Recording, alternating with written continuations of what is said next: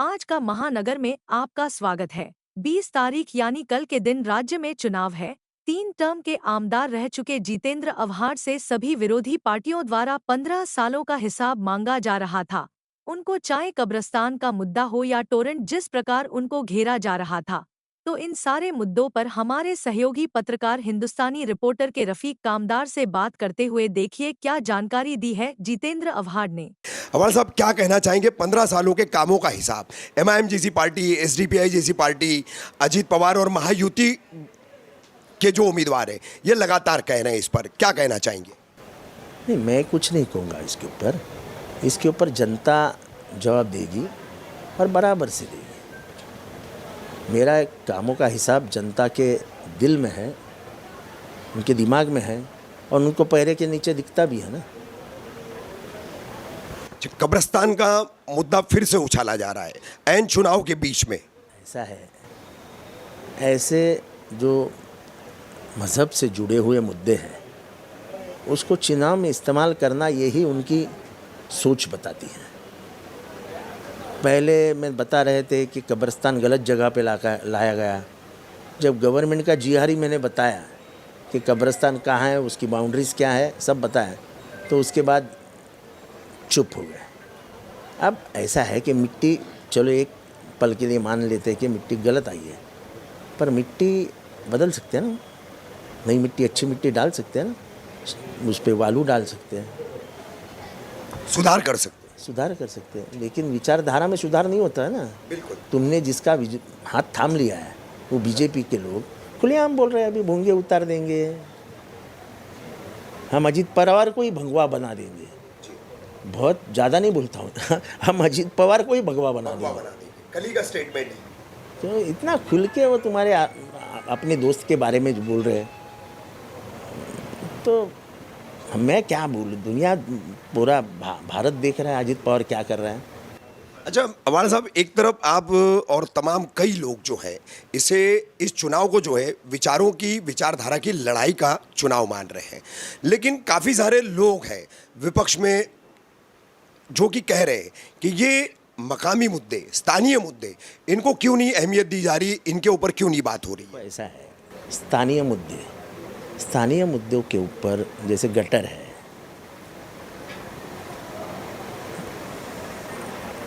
नाला है, हमारे इधर 3 टायर सिस्टम चलता है, एक लोकसभा, एक विधानसभा और फिर नीचे आती है वो कॉरपोरेशन, पंचायत समिति, नगर परिषद, ये सब 30। यहाँ पे मूलभूत जो हमारी सुविधा है वो देने का काम महानगर पालिका का है। मैं कभी इस पर बोलता नहीं हूँ ज़्यादा, क्योंकि मुझे शौक़ है काम करने का, लेकिन जो काम मेरा है, मैंने किया है, मैं लोगों को इनकार नहीं सकता। कोई मुझे कह दे कि तू गटर बना के दे दे, हालांकि मैं चाहूँ तो उसको नहीं बनाऊँ, लेकिन मैं मुमरा में आता हूँ, कलवा में आता हूँ, तो मुझे लोग कचरा भी साफ़ करने को बोलते हैं तो मैं कर देता हूँ। हमारे साहब, एक और आरोप है जो आपके साथ साथ आपके विधानसभा अध्यक्ष शबीम खान, उनको साथ में लेकर के लगाया गया, रिजर्वेशन के प्लॉट के घोटालों का। क्या आप लोग जो रिजर्वेशन के प्लॉट के घोटाले करते हैं, उसमें कमीशन खोरी करते हैं, इस पर क्या कहना चाहेंगे? एक मामला दिखा दो, राजनीति छोड़ के घर जाऊँगा। ये फाइनल जवाब? हाँ, ये फाइनल जवाब। ठीक है। कौन सा रिजर्वेशन बदला, ज़रा एक बताइए तो। लेकिन आपने क्या गुनाह किया है मालूम? मुमरा के लिए आपकी और मुख्यमंत्री की अच्छी दोस्ती है, बहुत ही करीबी नाता है आपका। आपने इधर एक गार्डन का प्लॉट था बराबर स्टेडियम को लग के, उस गार्डन के प्लॉट पे आपने शमशान भूमि का रिजर्वेशन लाया। शमशान भूमि का कितने हिंदू हैं वो एरिया में? कुछ भी नहीं है। अच्छा, कौसा गांव छोड़ के कहीं नहीं है।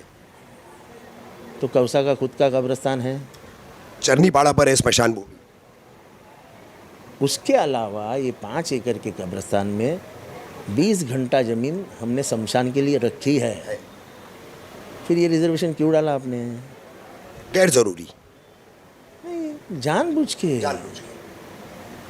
तकलीफ देने के लिए जितेंद्र अवहाड ने किया है क्या? चलो दिखाता हूँ इसको। इसमें मेरा नुकसान नहीं है, यहाँ के मुमरा वालों का नुकसान है।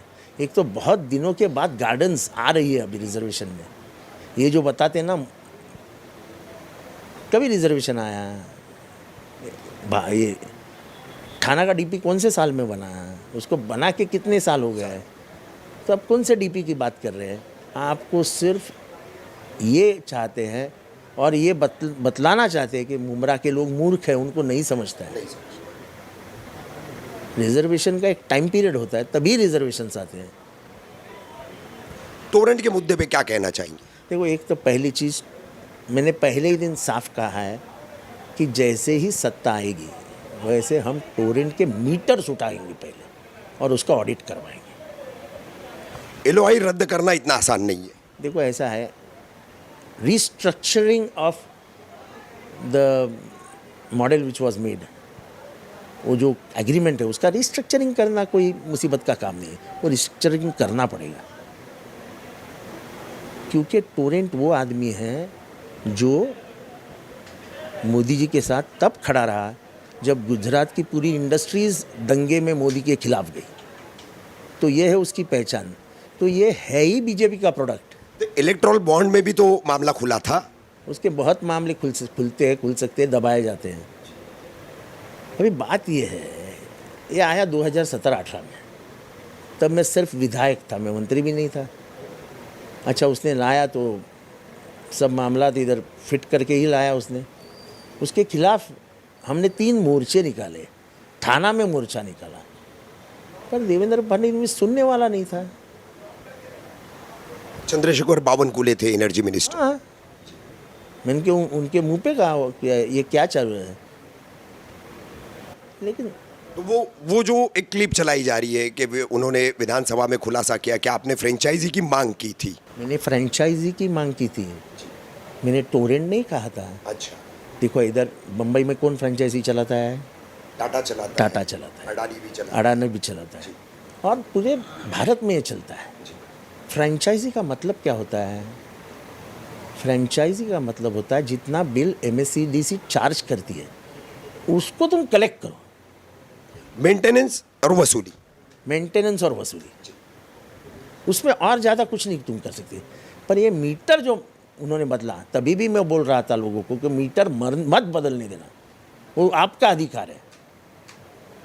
तो चुनाव जीतते ही वो हमारा अधिकार रहेगा, वो मीटर उठा के फेंक देंगे।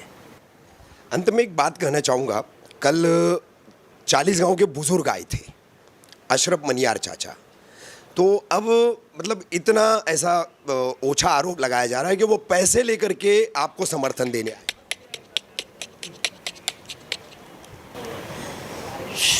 देव माफ करू त्यांना यार, याच्यावरती काय बोलायचं। एखाद्या एक बूढ़े आदमी के ऊपर जो तुम्हारे बाप की उम्र से बड़ा है, यानी तुमको सब खरीदने की बेचने की आदत हो गई है। सब खरीदना बेचना। अजीत पवार की टीम के लोग हैं ना, खुद को बोचा अजीत पवार ने और कुछ खरीद के लेके गए। तो एक खरीदने बेचने वाले दूसरा कोई सोच ही नहीं सकते। प्यार इनके दिल में रहा ही नहीं है, प्यार की भाषा इनके दिल में रही नहीं है। ये आदमी को क्या लगेगा जब वो आदमी के कान पे बात जाएगी कि इन लोग बोल रहे हैं मैंने पैसा लिया आने के लिए। अरे हॉस्पिटल में जब वो आदमी था तब मैं गया नहीं था। तब तीसरे दिन उसके बेटे का फ़ोन आया है कि अब्बा पूछ रहे जिस आदमी ने ये सब किया वो क्यों नहीं आता है। बोले आप आ जाओ, अब्बा बहुत हैरान है आप नहीं आने से। और जब मैं गया तो उन्होंने ऐसे मेरे पीठ पे हाथ घुमाया कि जैसे कोई बाप अपने बेटे के। ये रिश्ते ऐसे नहीं बनते हैं, जैसे मुमरा में रिश्ते ऐसे नहीं बने मेरे। अंत में मुमरा कलवा की पूरी आवाम से 20 तारीख के लिए क्या कहना चाहेंगे?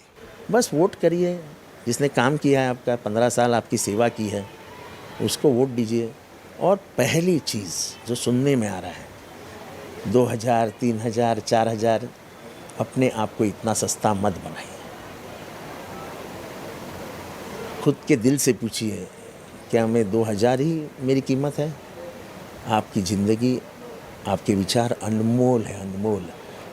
इसका मूल्य सिर्फ बाबा साहेब अम्बेडकर जानते थे, जितने संविधान में तुमको एक वोट दिया है, मुझे एक वोट दिया है, और वो उनको भी एक ही वोट दिया है। तो धीरूभाई अंबानी का जो अधिकार है वो तुम्हारा अधिकार है, तो अपने अधिकार को 1000 रुपये, 2000 रुपये, 3000 रुपये मत बेचिए। आदमी गरीब हो सकता है, लाचार नहीं। नहीं, ये रुपए से पैसे वोट खरीदने वाली पॉलिसी तो लोकसभा में भी चलाने की कोशिश की गई, आपको भी पता है, हमको भी पता है, कितनी कारगर साबित हुई, नहीं हुई। तो अब की बार होने का कितना अंदेशा लग रहा है आपको? देखो, ऐसा मेरी आवाम पे मुझे बुरा भरोसा है, पर ये एक सोसाइटी को 1.5 लाख रुपया, मेंटेनेंस का 5 लाख रुपया, पर कलवा में एक सोसाइटी को 3000 रुपया पर पर्सन पर दिया गया। यानी एक घर में अगर 5 जन है तो 15,000 रुपया। यानी ये डेमोक्रेटिक, पूरा डेमोक्रेसी खत्म हो जाएगी इससे। अच्छा अवाड़ा साहब, एक बात है, राष्ट्रवादी कांग्रेस पार्टी अजीत पवार गुट जो है वो और उसके तमाम लोग एक दावा करते हैं कि हम भाजपा के साथ नहीं है, अलायंस में तो बने हुए हैं, सरकार में तो बने हुए हैं, हम साथ नहीं है। तो ये फिर सरकारी नीतियों में अपने आप को अलग कैसे साबित कर सकते हैं? नहीं कर सकते, ये तो लोगों को मूर्ख समझते, लोगों को अक्ल नहीं ऐसे समझते। लोग समझते हैं ना कि तुम बीजेपी के साथ हो। जब मुख्यमंत्री, उप मुख्यमंत्री का फोटो लगता है एडवर्टाइजमेंट में इधर उधर, तो तुम साथ दिखाई देते हो। और तीनों सिंबल साथ में होते हैं। तीनों सिंबल साथ में होते हैं। तुम लोगों को मुमरा के लोगों को क्या मूर्ख समझते हो? तो आपको अंदाजा है कि मुमरा की आवाम जवाब देगी? अरे बिल्कुल जवाब देगी। ये पैसे भी से मस्त खा के पी के एकदम लोकसभा को दोहराएगी, देखो ऐसा घड़ी का पैसा लेगी और तुतारी बजाएगी। और तुतारी बजाएगी।